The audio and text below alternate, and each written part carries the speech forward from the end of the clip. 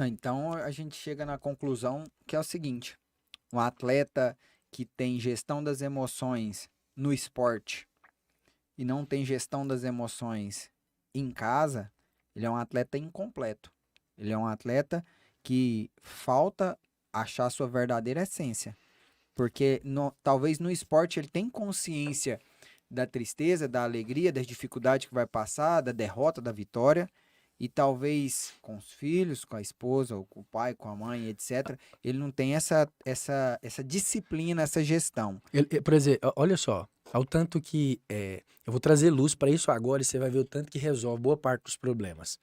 Lá no esporte tem uma equipe. Mesmo que for uma modalidade individual, tem uma equipe de treinadores. Tem um nutricionista, tem um fisioterapeuta, tem um massageador, tem um técnico, então tem uma equipe. Sim, E ele consegue lidar muito bem com aquela equipe. Quando ele sai e vem para a família, também é uma equipe. Os componentes são diferentes, mas também é uma equipe. E precisa ter sucesso, precisa funcionar, mas ele não consegue projetar aquela disciplina de um contexto para o outro. Por quê? Porque te falta princípio e fundamento. Ele não consegue aproveitar as habilidades desenvolvidas em outras áreas aqui no ambiente familiar. Ele não consegue projetar para lá. Aí ele se tornou atleta antes de se tornar pai. É lógico. Muito provavelmente a maioria dos casos vai ser esse.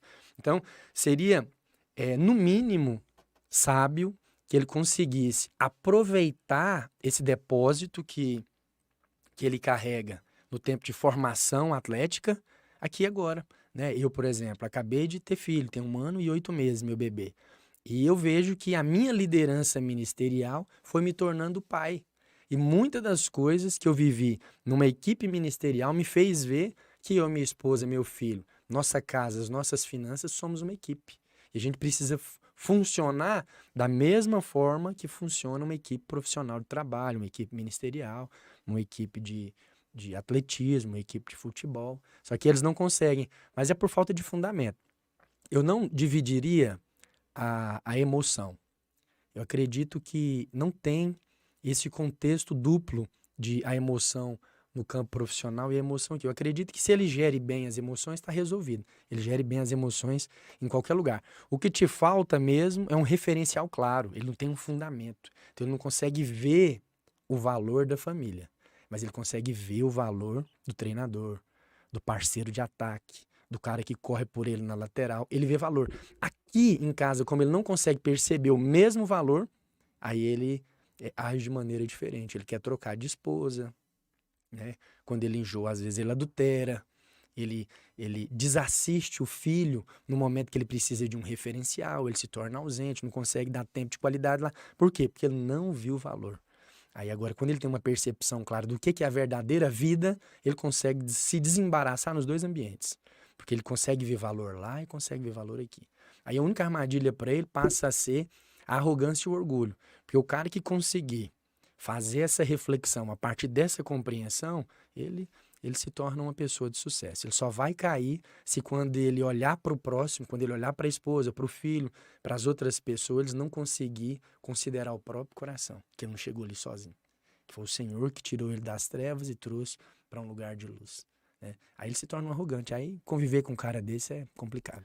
mas aí ele alcançou essa famosa vida plena que a gente está citando aí, quando ele encontra esses dois pilares e une, traz para si, aí ele encontrou a plenitude se ele não tiver soberba, né? Que a soberba antecede a queda. Isso, Então quer exatamente. dizer que fez essa gestão aí, essa união, na verdade, de um campo só, uma vida só, de uma forma que você entende a equipe profissional, a equipe familiar e gera amor dentro desse contexto todinho aí, sem soberba, entendendo que maior é aquele que serve é plenitude. Ele vai vislumbrar a plenitude.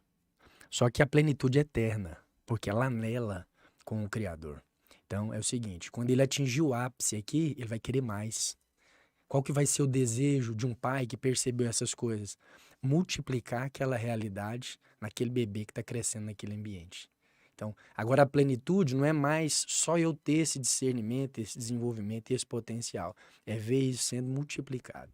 Aí você fala, então se tornou pai, agora ele é pleno? Os filhos estão criados, casou, agora ele é pleno? Não, agora ele vai querer ver na vida dos netos. né? E depois dos bisnetos. Enquanto ele viver, ele vai querer mais.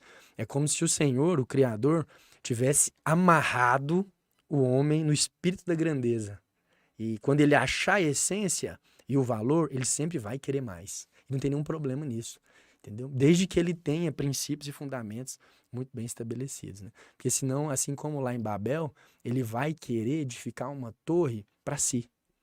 É sem valor moral, sem princípio, sem plenitude. Em algum momento vai ruir. Em algum momento as línguas vão se confundir e aquela edificação vai parar.